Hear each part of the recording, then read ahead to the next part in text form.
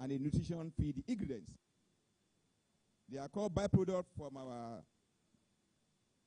processing plants of animals, but we are turning them to a sustainable, nutritious, high-protein feed ingredients. You notice that in livestock industry, 60% of the large animal is the one edible. 40% they are the byproducts, and we tend to throw them away. But we have noticed that they are a good source of our feed ingredient. We don't need to throw them away anymore. What are the benefits of this feed technology materials? Because they are produced under hygienic environment, control processing, value added, they come out with a better protein value. Because at every stage of production, values are added. For example, in the abattoir products, where you do rearing involve a cooking, heating, and maybe hydrolysis may be involved, dehydration may be involved, and the heating is done at the level that the pathogen, the bacteria, or all these things that can cause the issue there, they were taken care of. So they come out with a stable product. They become stable because they can sustain the quality to a certain level. Number two, we said the ever-growing genetic potential of a livestock need to match with the ever-enriching nutrients too. And that's what we have for the production. So you can have increased efficiency. And if you efficient or improve, then you make more profit in your system. And that's what we have. We are promoting two different products today. The meat and bone meat premium of a crude protein 50%, and the processed animal product, gold, crude protein of 60%. If we check the composition, the protein level of our meat and bone meat, 50% minimum. 8% or average of 5%, that's 95% dry matter. If the moisture is 5%, check the fat level. The fat 5% or 4% and 5% respectively. The digestible protein resin is 85%. But you can see the calcium phosphorus there. The phosphorus level is 6% for bone and meat, and the calcium level 15.5%. Even you call it meat and bone meal, which is a protein concentrates, screen process for livestock, animals. You can see you are not paying for protein alone. You also have some jara from the calcium and then the phosphorus. And you know if you are doing your egg production, for example, in the layers, you know the role of this calcium and phosphorus. Sometimes you have a very big egg, big production, and you have a lot of cracks. And those cracks are telling you, I don't have enough rigidity in the shell because I'm lacking phosphorus and calcium. And your feed formulation, if you are using the grains and the legumes, the phosphorus are also there. But most of these phosphorus are bound as phosphoric acid. They are bound there. They are available. And that's why your formulation, you need to engage an enzyme called phytase. And what phytase does is to release phosphorus. And just 100 kg of formulation, averagely, you need about just 3 naira per kilo. 3 naira. Just more money to you. But in a ton, that's 30,000. You are adding 30,000 to release the phosphorus to be available for the animal. So if you are producing about 20,000 or 1 million tons, you know how much to get the phosphorus available to you? And what the phytase does to release the phosphorus? They are bound. So here you are gaining a lot of free money to access your product. And that's what we have in the industry. And also, look at the digestible protein, the pepsin is 85%. That's why there's a high level of digestibility of nutrients. The protein available are highly digestible. And I've told you they are safe products. Analysis there We said they are free of E. coli and Salmonella because people are asking me, is it safe? I said it's very safe. The body that control this production in Europe, they are informative. They are great bodies. Every step are monitored to make sure that you come out with a quality product. And as I've said here, you can see to read that the fat level is very low, 4%, 5% respectively. That tells you the product can be very stable in our own environment here. We designed it specifically to meet our regional environment in this country, Nigeria, where we have a hot weather and a humid environment. If the fat level is very high, at a hot level, nutritionists around, you know that the temperature will go up, oxidation will take place, peroxide formation acidity will take place, all the fat soluble vitamin will be destroyed. But in our own product here, which is very unique, we have the fat level low, and we have some level of anti-oxidant there to make sure the product you have from the factory to the transit to your home animal become very stable. Is that taking? So stability is enhanced. And that's a plus to us. What are the benefits? We said we have a high protein value. The protein value is very high with digestibility compared with most feed material in the market. Your soya, 47%, is that not? Good one, 46, 47. But we have 50% here, and for the gold, we have 60%. That's a high level. And they are from animal source. You are feeding animal with animal source, you know, the digestibility improves better. So at this level here, you are cutting some cost to your pulse. We say it's a good set of minerals, especially calcium and phosphorus. If you are having your poultry industry, your broiler, sometimes the broiler grows so fast that the weight the bone can't carry. What is happening there? You say you need to put calcium. And some people will go and buy this CP, which is a source of calcium. I tell you, the digestibility is very low because it's inorganic. But this one is organic source. The digestibility here is very high. You can have a calcium level and phosphorus level free of charge, even though you didn't pay for them because you pay for protein source. So it's an added value to us. The amino acid profile of the feed increases. Protein body cells are built up of amino acid. That's what we know. So we are taking this product from our animal source. The profile is very high. All the essential amino acids are available there.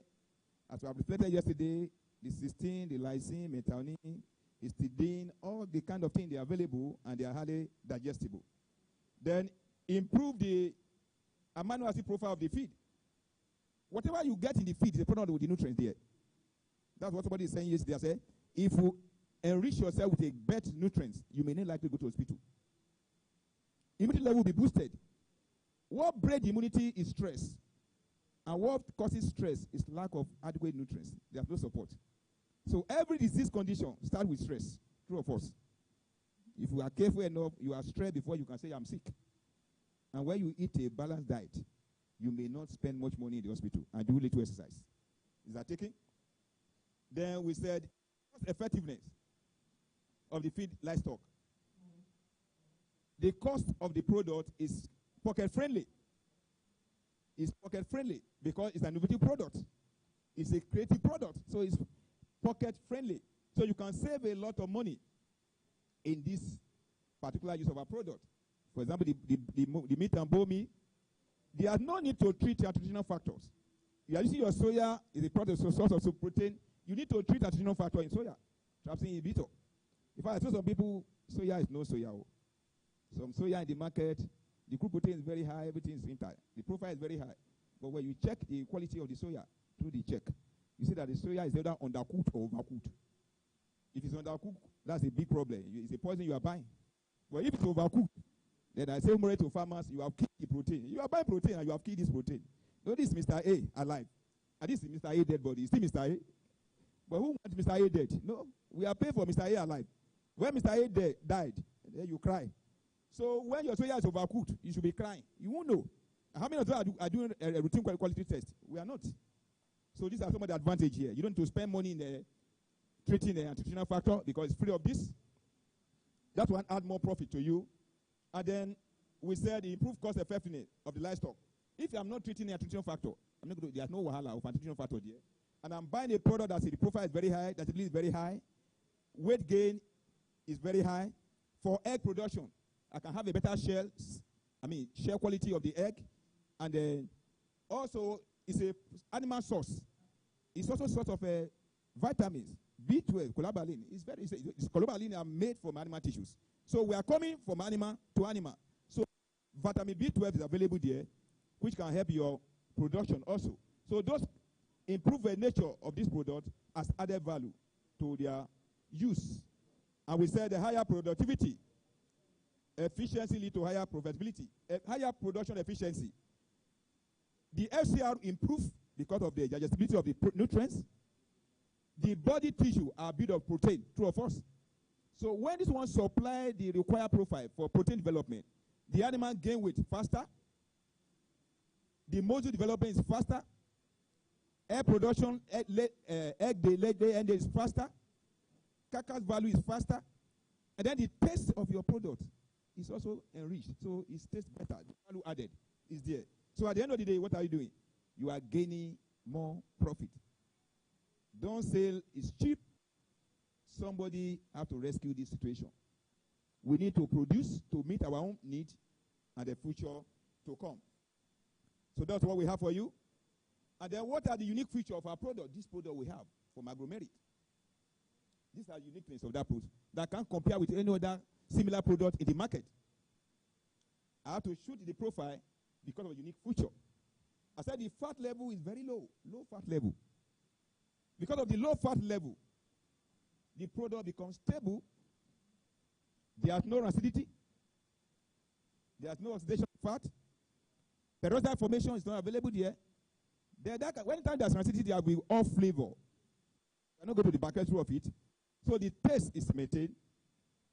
And if this thing is stable, then the product becomes fresh. Because freshness is not a function of whether the product is not good initially. If you keep a product in transit for some times, it loses its freshness. Why? It's a rich product. So it can be reinfested. And that's why we put some level of antimicrobial there to make sure this our product that was rich from the source is rich to your source, it's rich to the animal, and it's rich to your production. So it's an added value we have. Then we improve shelf life is improved. We produce freshly by the order. We move it to the user, and the user have all the nutrients intact in the product. So for 1 year, this product remains the same. Shelf life is extended. If fat is high, rancidity take place, then you see the product is good today. After some times, it lost its taste. For example, your bread, you bake bread fresh, and you kept the bread for 3 or 4 or 5 days. What happened to the bread again? The good bread is toast. Wow. After 5 days, it's no more there. So the freshness are lost. So the shelf life is what? Affected. So these are the things we have for you. The calcium phosphorus ratio, if you look at it, we said in nutrition is 2:1. You will see there that where there are 6 of phosphorus, calcium go to 12.2. That's about 2.2 the increase. So the ratio, that's the nutritional implication, is maintained. So with all these parameters, what am I saying in essence? There's a problem we know. Feed, high cost of production. But we have had so much from us, Agromerit, that we are not just a seller, we are not a vendor, we are partners to you in progress. This product can be solved, this problem we are seeing today. So I wrote here that when you see a solution, why are you waiting? You have seen a solution to your problem. Then why are you waiting? Talking about the problem. So I want you to dive into it. We have our stand here. Check on us. Say, don't live with your problem when you see an answer. And every answer to every problem is creativity. That's the truth of the matter. There's no problem anywhere. Any man's problem is his ignorance. Thank you. So I expect some response, some question.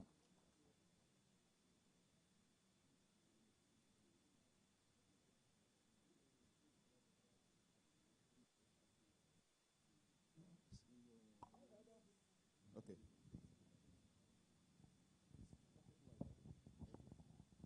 Yes. they were talking about the analysis of the nutrients. Is that not? I said, we look at the analysis of the nutrients. The fat level there is 4%.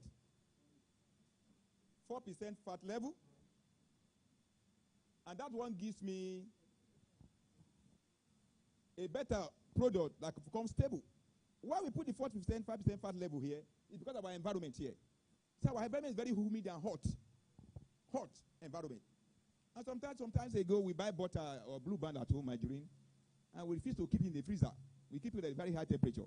After some time, you have a taste of it become off flavor. What taste there is called oxidation of fats.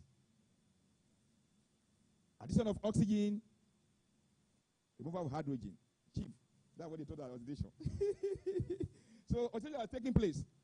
And very soon, your butter that is a brownish in color before, you see some white fluid there. It looks whitish. And I won't talk about it because it's pure biochemistry. Something will build up again. So all the fast soluble, EDK, they are already destroyed.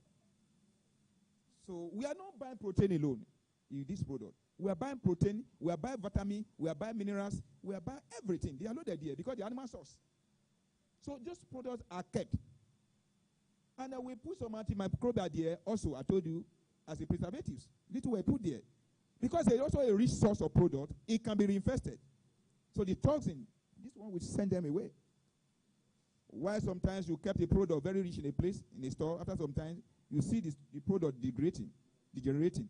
Another product are landing on it again to feed. Because you are not the only one hungry for food. Some invisible microbes, they are also looking for food to eat. So anywhere they have a good food, you drop. That's what our man said yesterday. He said you have to keep a sound biosecurity. If you don't do that, there's nothing you can get from it. So it gives us a lot of added advantage.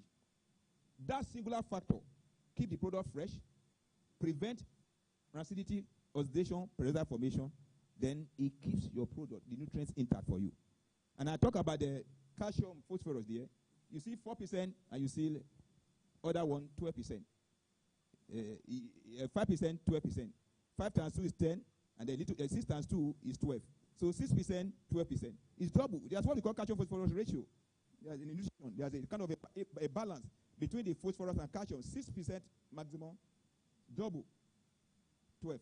6 times 2 is 12. So 1 to 2 ratio.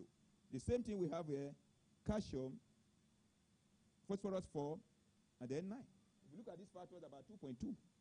So it keeps that nutrients level on, and it keeps your product available. And we said here, for the sake of safety, it will be tested, salmonella absent, and E. coli. They are not there. They are not there. Sure. Thank you. Thank you. Please, can we see you accommodate one more question? The man in glasses, please.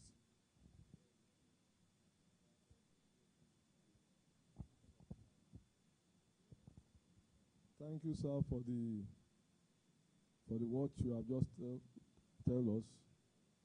But can we know the waste that we are converting? Good. Thank you so much. They are for my animal byproducts. And for this particular product we're talking about, we understand from nation to nation their legislation. Here, they are non-ruminant products for the PEP. They are product that's non-ruminant. From a chicken, they can be from other fish, animal protein source that are processed there. So these are based from different regulatory bodies in the country. People talk about a species interplay here and there, but based on what we have here, we have these are non-ruminant protein source that were processed and then blend together. Because they are blend, they are not one source. They are blended product. Screen blended. That was the language. So every process was screened and were blended with a target to have a recipe, nutrients that our animal will consume and do better so that you can save more cost and then you have more. Because if your animal is not doing well, you are not losing alone. If your animal is not doing well, you are not losing cost alone. You are losing time. You may be discouraged. A lot of people have been discouraged in the industry. They are no more in the industry again. And if you are anybody who is discouraged in the industry who is no more in the industry, it's also a problem to the industry, to the humanity, because they are going to create problems. Thank you so much. Thank you very much.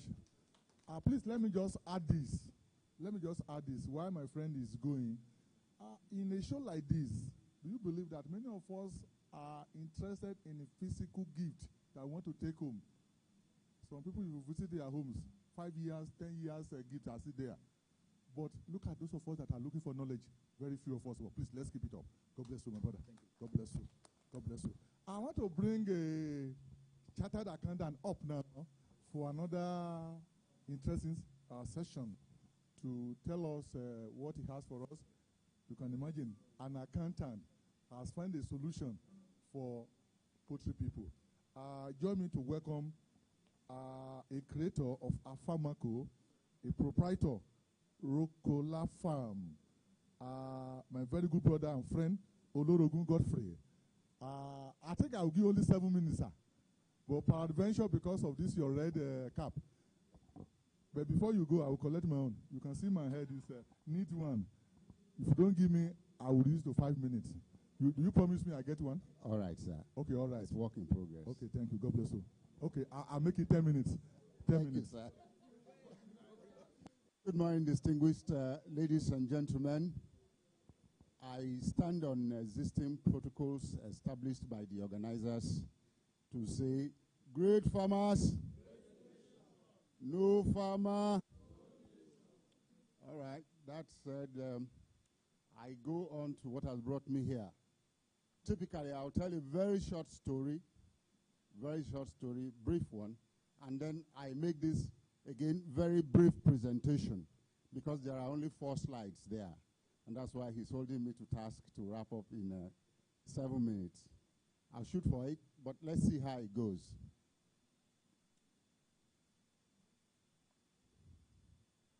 Now to the short story part. In 2007, while in the professional practice firm of PricewaterhouseCoopers as a principal consultant, I received inspiration to develop an accounting software. Okay, an accounting software. That was in 2007. But just the following year after, 2008, you know how it is with us in that sector. I found myself in the financial services sector. That was AfriBank.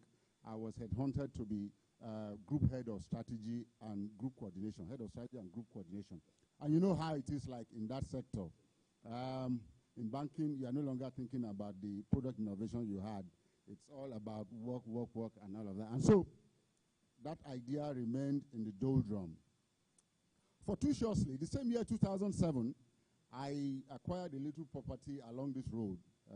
I've always eyed this road during my NYSC here in Abeokuta, some 33 years ago now. And as fate will have it, in 2007, I got a small place there where my farm sits on today, just across the road to the international bureaus, the bush across the road to the international bureaus. That's where my farm is. We started out as a catfish farm, but 7 or so years ago, I ventured into poultry farming. For those who have followed the trends in the aquaculture industry, there was a time that the subsector dipped. You know, many people burned their fingers. I was one of those, and so the place remained there for a while. In 2016 or thereabout, I decided, why not build chicken pens over these flow-through channels I had, concrete ponds, and that's where you have my pens sitting upon today, about 21, channels. Okay, so I started poultry farming. You know what it is like with absentee farming. You are in Lagos, and at the close of the every day, you are calling them, how many crates did we get today? Before I start, let me say that's a recipe for failure. So if there's anybody here still doing that today, well, I'm not wishing you ill luck, but they say, Yoruba say aboro. So I stopped it there. So as I got more involved into poultry farming, I began to see how what started as an accounting software, purely as an accounting software, could actually, first of all, morph into a poultry farm accounting thing. Then from just being a poultry farm, record keeping and accounting stuff, it became, why not I add production to it? Why not I add marketing? Why not I add HR? And for every typical business or not-for-profit organization, there are clearly 4 functional areas, all right? You receive a concept to create value through the production process. After you have produced, then you must market and sell through some distribution channel. After you have marketed and sold, you need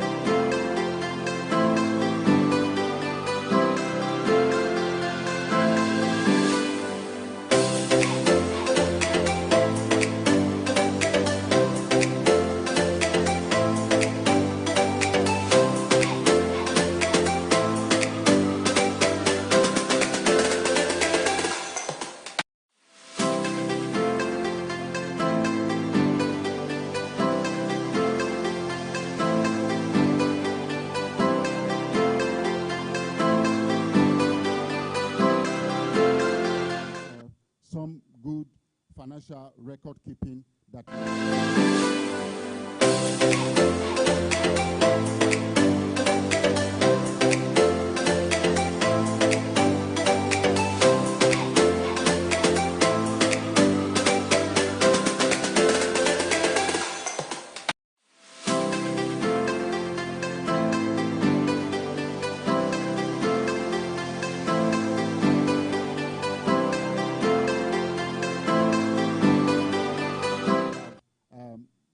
come up with.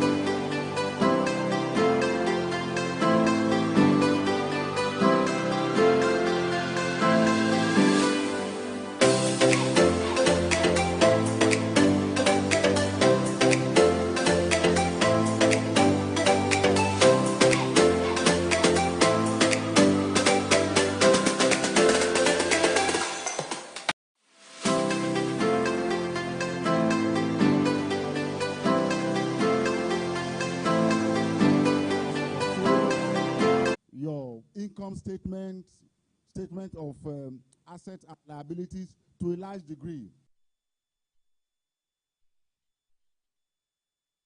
Help you derive your, manipulate it to bring out your financial reports in the form required by the international.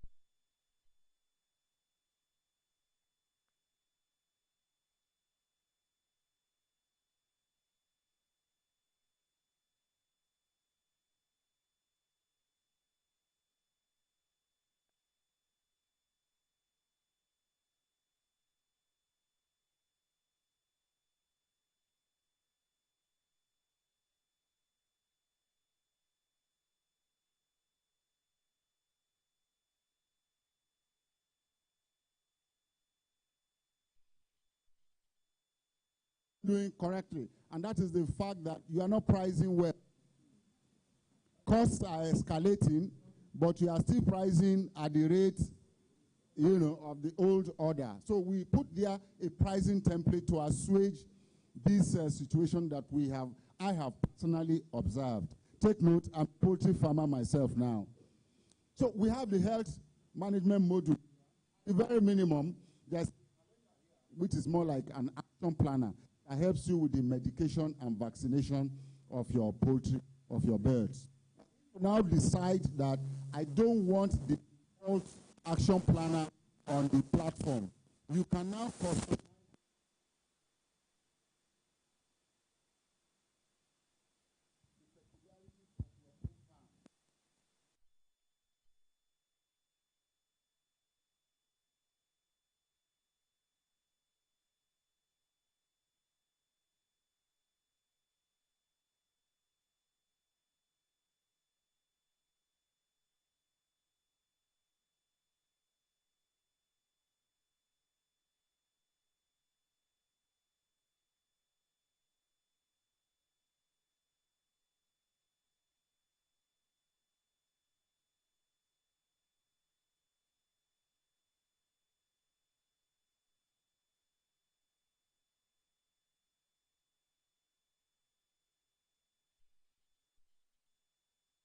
evolving to be the foremost poultry exchange platform yet in Nigeria. And wait for it, since this is on the World Wide Web of the internet, I hope you know this is not just a Nigerian thing.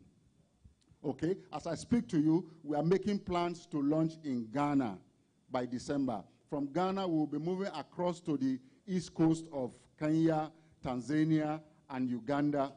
Those are the English-speaking East and West Africa countries on the continent for starters, before we begin to reach out to disparate locations, distant parts of the world. Now, there's an HR module there also. What we're building there will evolve into what would have a directory of professional poultry professionals, be they vets, be they animal scientists, farm hands, and all of those that you could immediately go to a database where you could go to and search for hands to work with you on your farm. Now, this is a pictorial view of all I've said in the previous slide. So you have the financial records and accounting module standing on its own.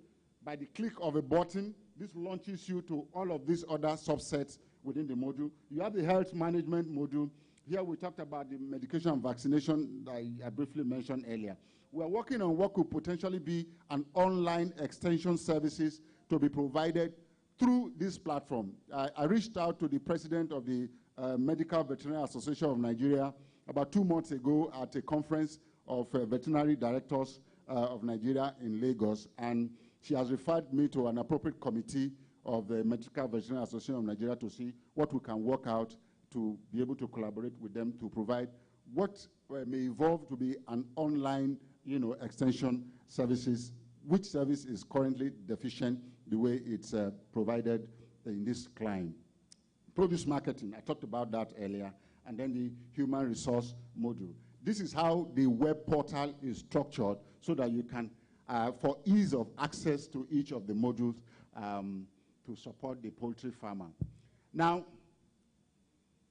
step one, to get started, navigate, to that site, click on get started, scroll down and sign up, okay? Once you successfully registered, you get automatically redirected to log in. These are very simple steps that you can undertake online by yourself. You may not bother to take all of this because you're going to see it. It's, like I said earlier, user-friendly. And you could do all of this online. Like I said earlier, Google it, go online there now, prove me wrong that the thing is not working as I have described it. Now, most important of all, two things for me to say. It's free, it's offering for free. You don't pay anything, you don't pay a dime. Number two, well, for as long as it lasts, as far as we can see, for now, it's free, it's completely free. Then number two, because it's free and there's a lot of work involved here, I hope you know what it is. It costs to hire, software engineers. This is not just a website created. There is a software running behind the website. The website is only a guided user interface through which you can reach the software. You know the cost involvement. Now, to assuage the incidence of that cost on us, because this has been a solo run so far, there's provision for industry stakeholders to place advert on this portal. For those who have already arrived at the site, you will see one advert already playing there. And that advert is owned by some exhibitor that is here today. I enjoin you, feed manufacturers, equipment suppliers, the gentleman who just made a presentation here just now, those who did the last 2 days, and those to come, please come place advert on the portal. That way, you are helping poultry farmers in Nigeria to better run their farm. Thank you very much. God bless you for your rapt attention. Thank you very much. Please, my brother said something. He said the devil's at work, abi? And when you be against you, all these informations are very important. I'm happy I saw quite a number of people taking the information about the website, sir. And when you should be against it, and we'll get a better for it. God bless you, sir. We'll meet in Ibadan. God bless you. Please, we are appealing to Dr. Wageti to please give us a little time. You know, you told me that anytime, Abi. I think Afex. Okay, ready for him? Yes, and that is why I will keep you waiting. You know, it's good to expect something, but while you are waiting for my Oga, and please, we want to give room for Afex commodities now. Mr. I know this is doctor here. They forgot to mention it. Dr. Adeniji Adenoga. How many minutes, sir? I'm seeing you for the second time. 20 minutes. God bless you. God bless. Great farmers. So sorry, I was supposed to have this session yesterday, but we finished late, and I thought I can have it this morning. But I'll try to go through what exactly Apex does. Apex Commodity Exchange is no stranger to a lot of these.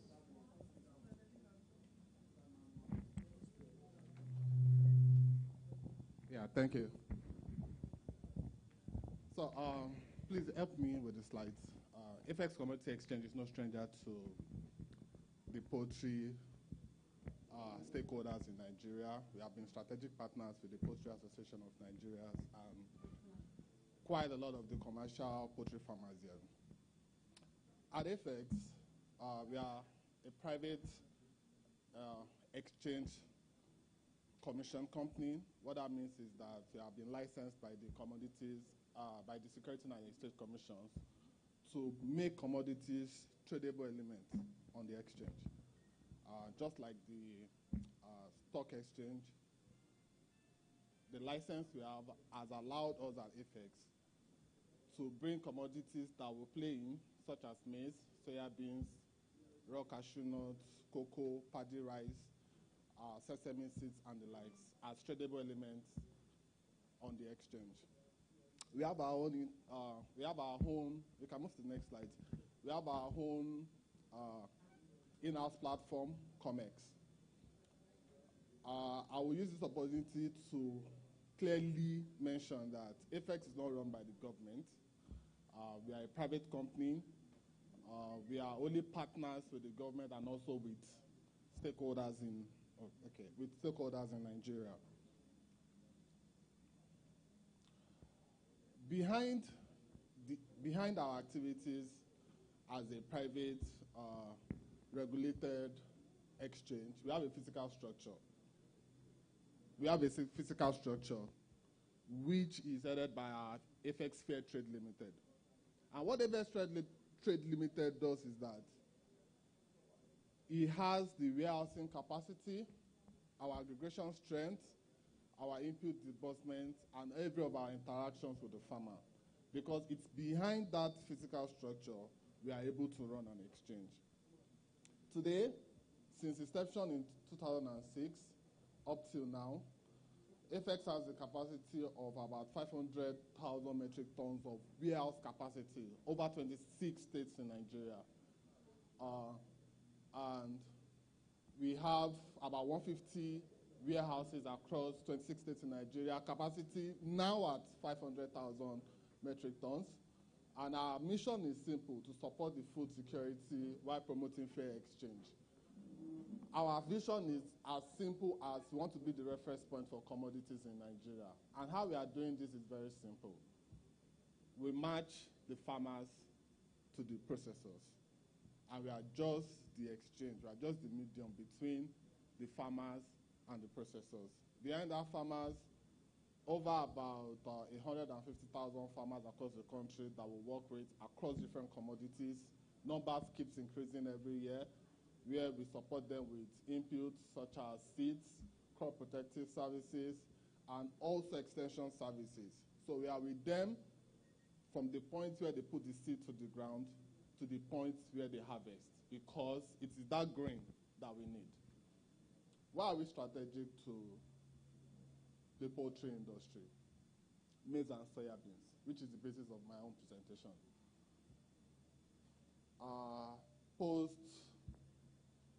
Post-independence and before the oil bloom era, agriculture was the main structure of Nigeria. And apart from the cocoa, it was maize, because it was about 60% of our staple crop. We consume it as food, and before we started having the bloom in the poultry industry.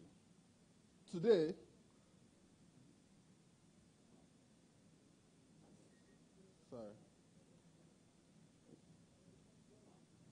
So today, I just want to quickly go through. Next slide.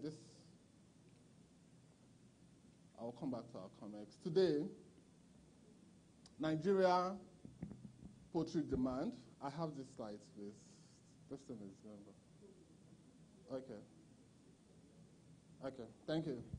So today, I was in the technical director for farm support presentation yesterday, Mr. Kunle Ogumowojo, and he said something that was key, that problems have always been all over the world, and they are not peculiar to Nigeria. Is that correct? I'm a graduate of University of Agriculture, Abeokuta, and I studied animal production and health. Graduated 2011. Yes, UNAP. And right through that year, one of the things we keep singing is that high cost of inputs. And today, I will not still saying that. So one thing is evident, that will always be the case. But how do we respond to it as businessmen? How do we respond to it as farmers? That's what differentiates the successful farmer between one and the other. And with that is data. And that's why I also agree with one of the first presentations on day one. I can't remember the exact person, and he said, one of the leverage the commercial farmers have is data, because they can invest in data and they use that to make informed decisions. On the other hand, the small-scale farmers cannot, because they don't have that much resources to use data. And this is what the data is going to look like. So that, because maize and soya beans are key to the poultry industry. Yes, of all the presentations that we'll be having today by various vendors, it's evident 65%, 70% of your cost of production. So it's important that you need to understand the outlook of those key ingredients, which is maize and soya beans. With my knowledge, maize take about 60% of the total food formulation of your feed ingredients across all of the various feed machines that you have. So for maize, 2020-2021 season, which is going to be Q4 of 2020 up till now, we had the bumper. First time Nigeria had a 12 million metric ton estimated production output. Prior to that, there's a graph that has, prior to that, we were 10 million. Let me see if I have the slide, if I have the graph. Okay, yeah, here it is. So 2021, we produced 12 million. 2020, 11 million. 1918, 11 million. That was our maize output. Poultry industry alone, as of today, can anybody have an idea of the population size of the poultry birds that we have in Nigeria? It should be something that we should know, because these are the things that will guide the activities of what happens in the market. It's about 150 to 180 million. Thank you. And what that means is that poultry alone, of course, let's put into context here, that population is across various age of birds, from DOCs to pullets to layers to parent stocks to broilers. So as the number keeps going up, it's going down. But we have pegged it to about 180 million. And what that means is that if poultry alone was to consume at an average, maybe 50 grams per year per bird, do you understand where that thought process is? Poultry alone can consume all of the demands that we have in Nigeria. And that means one thing, there will always be a demand pressure. We've not talked about human consumption. We've not talked about the other industries that utilizes maize, such as the breweries and the likes. And that is why the purpose of my own presentation is to start to plant that seed of dynamism that, see,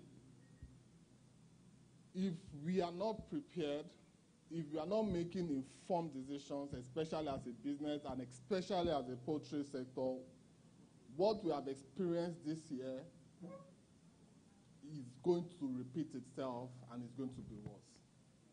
In my presentation, in my slides, I added something that is hysteric, that the poultry alone has a bird size of about 180 million. That was at the last time that data was taken. This year, personally, I disagree.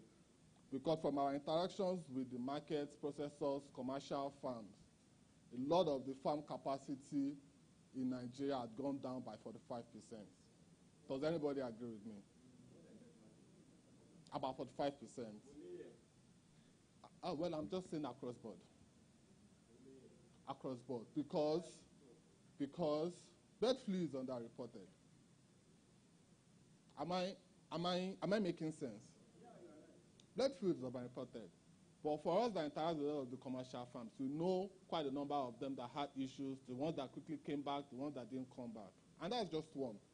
The economic factor, such that the way the poultry farmers operate their farm, the next big shock affects them.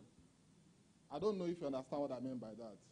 At the slightest of a hike in price of petroleum, at the slightest of a hike in price of logistics or of DOCs, in a matter of months, not years, it triple backs to small-scale loader farmers, such that they don't recover. Before I assumed the present position, I was Southwest emerging market, and I know the numbers of farms that I've visited that I meant empty pens, empty cages, running at half capacity. So, and it shows that beyond all of the things that we are talking about, for food security, poultry industry needs to realign itself. And I hope that the organizers of this program are able to form a pressure group enough to take this to the government, to take this to the stakeholders. As FX, we are trying our possible best. Some farmers will disagree, because for those that we work with, prices are the highest. But here is the dynamics. Market prices are affected by different things. For a farmer, no matter what the price is, did you buy maize, yes or no? January, February was one of the highest times price of maize spiked.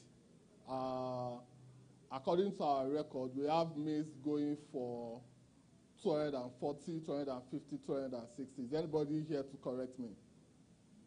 In January, February of 2022.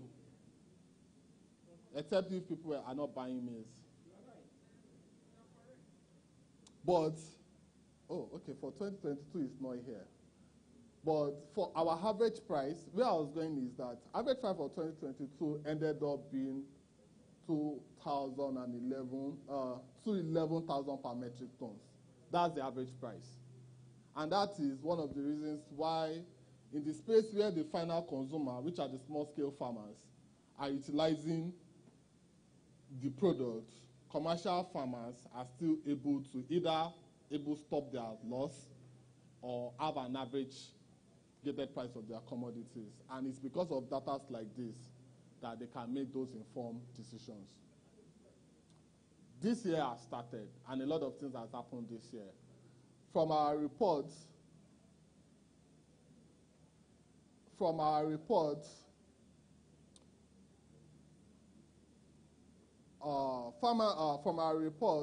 there are going to be low buying powers. There was low buying power in products. For example, ASU, we discovered that there is a correlation between the egg sales when students are in school as against egg sales when students are out of school. Is that correct? And it starts to help you to understand that there is a lot of metrics in doing poultry business that as farmers we need to pay attention to. Because, for example, a poultry farmer that is situated near a university environment enjoys sales in this period, but a singular action of Agro strike, he had never thought about logistics, he had never thought about marketing his eggs outside of that environment, because at that point in time, all of what he needs, his demands were met. But a single action of ASU strike going on school had affected their farms. And that shows how important factors, some of these indices affect our prices.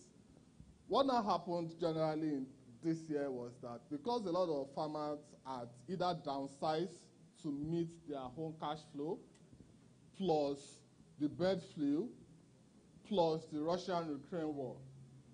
I mean, it was funny how an activities in the global market is even affecting our pricing here, because there is different farmer-client interaction. Now, this year, we won't be surprised if poultry industry might not be able to have enough maize for themselves if some people decide to take advantage of what is going on in the global markets. And what do I mean by that? If they start to take the maize that is not enough, that we both agree, but in order to earn foreign exchange because of the supply gap chain, and they are taking it out, then what are you going to use to produce your feed? Are you following that consciousness? And the last point I raised was climatic effect. In the last 2 months, what had happened across Nigeria? How did the flood impact poultry farmers? How? Raw material, logistics. So it means that for farmers, it's important you start to think, or for poultry farmers, since that's why my presentation is here, we start to think about the pricing dynamics of what is going to happen in the next 2, 3, 4, 5 months. I'm not here to cause panic, but I'm also here to just increase that consciousness in you. Because when they said we should come and talk, I said, see, my conversation is as simple as when I get out of here, the next question is, how much is your maize? That is, so there was no much, but then I thought that, okay, one of the things that we do in FX is to gather all of our interactions across board, from our farming to our clients, that is those that are buying, to generate data and share that with our clients. Before the end of this year, we should be officially share the commodity outlooks for this year. And that will help us to see what, we are not cast in stone, but we only provide guidance to see where prices will be like, farmers' activities will be like for maize and soybeans. The same factors that affect maize basically is the same factors that affect soybeans. For the first time in 2011 and 2012, Nigeria crossed the 1 million metric ton production output, which is still very far from what we need in Nigeria, especially with the industrialization that has been happening around soybean.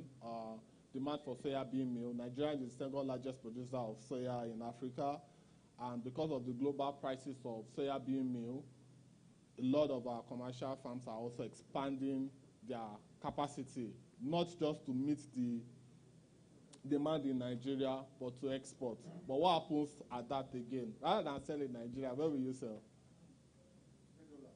You get dollars. So, okay, so I put the soybeans exchange price, the market trends from 2018 to 2021, and you can see that there is a decline. And here in Nigeria, I've never seen anything that goes up. It keeps going up. It hardly comes down.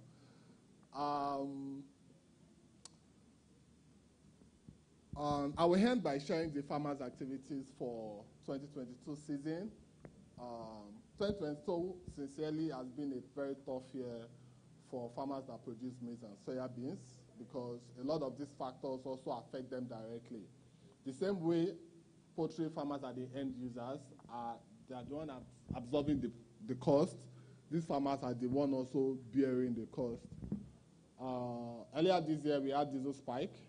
A lot of the farmers could not even clear their land because what would have caused them to clear an average of 1 hectare for 400,000 is costing them about 800,000. In Nigeria, where we're expecting an increase in the land size cultivated, that didn't happen. And what that means is that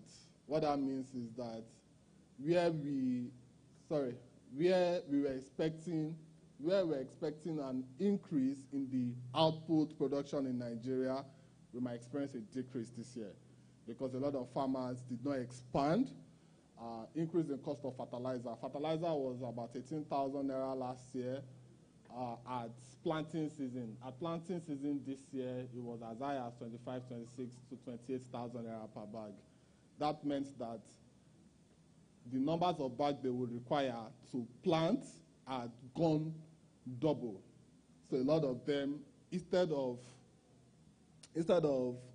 planting maize, they opted for the commodities that will require less fertilizer usage. So that also will affect the production output for fertilizer in Nigeria. In order for them to mitigate their losses, we saw a significant increase in the use of pesticides. They used improved seeds lower this year because price of seeds was increased. So you would see that the percentage of the improved seeds they used was reduced. For herbicides also, it was high cost.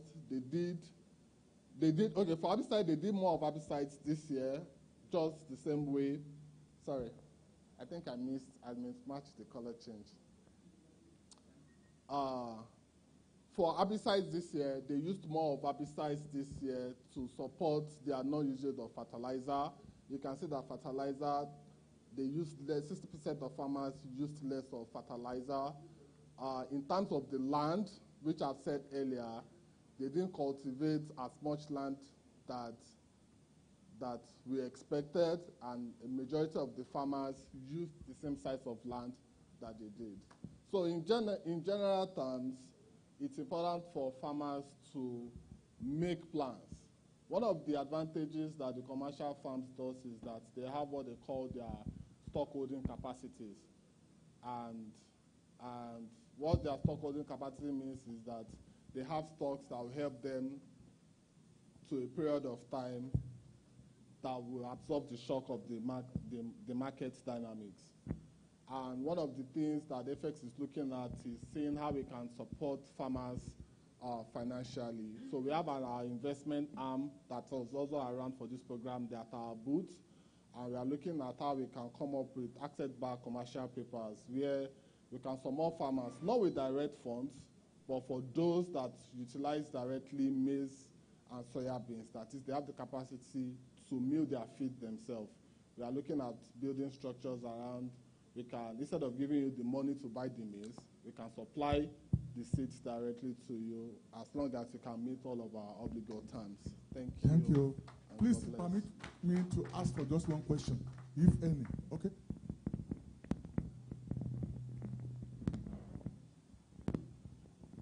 Yeah, so as an exchange, I imagine you're not just connecting producers to users. Individuals can also get on the exchange, buy these commodities and hold them, and then sell them at the time they wish to. Correct. Now, if that's the case, I also understand that if you hold these commodities, you have a warehouse where at any time an individual can change his holding. Come again? If I hold a commodity on your exchange and I want the goods eventually, how long would that take?